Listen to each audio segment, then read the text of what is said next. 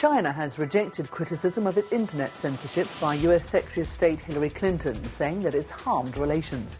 It comes as the row over Google's threat to leave the Chinese market has escalated. Clinton on Thursday called on China to conduct a thorough probe into cyber attacks on Google.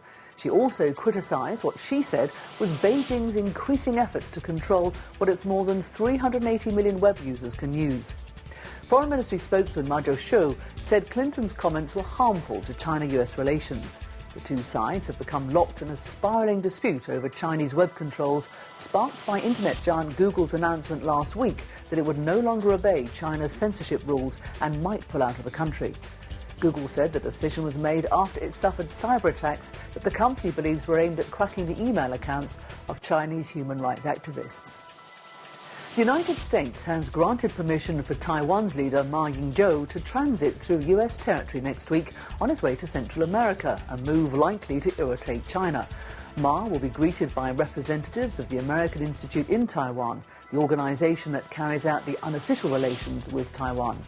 Ma will leave Taiwan on January the 25th for the inauguration of Honduran President-elect Porfirio Lobo Sosa 2 days later, stopping in San Francisco.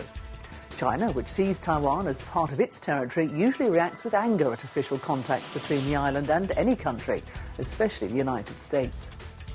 And staying with Taiwan, officials here say Beijing and Taipei will soon sit down for talks on the proposed Economic Cooperation Framework Agreement, or ECFA.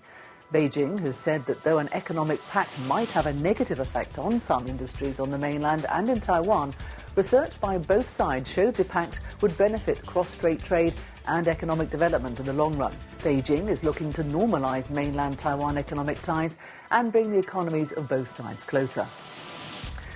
5 miners have died after a coal mine flooded in the western Ningxia region Friday morning. The accident occurred at the Longneng coal mining company when 13 miners were working underground. 5 managed to escape. 1 miner was rescued, and while 2 remain trapped underground. A rescue operation involving more than 100 rescuers and medical staff has been launched to try to save the 2 trapped miners.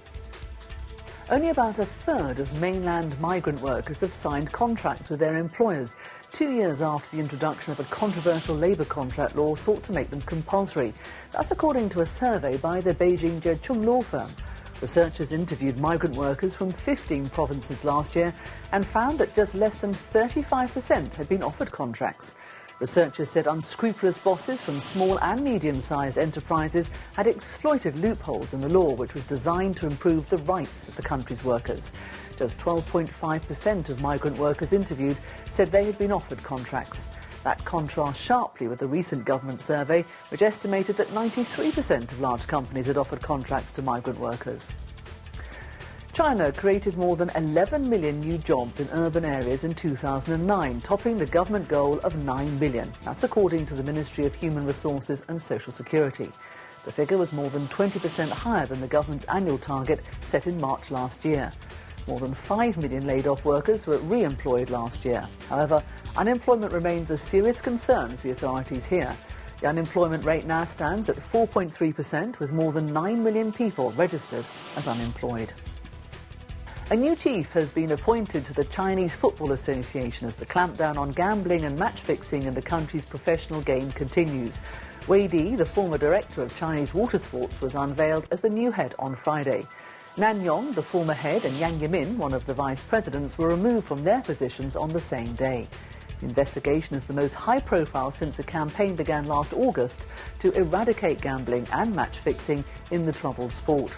So far, more than 100 current and former players, coaches, referees, club officials and industry insiders have been questioned. Lawyers have said that if found guilty, the former CFA head could face the death penalty. And that's the BON headlines for now, but we'll be back with more news after this.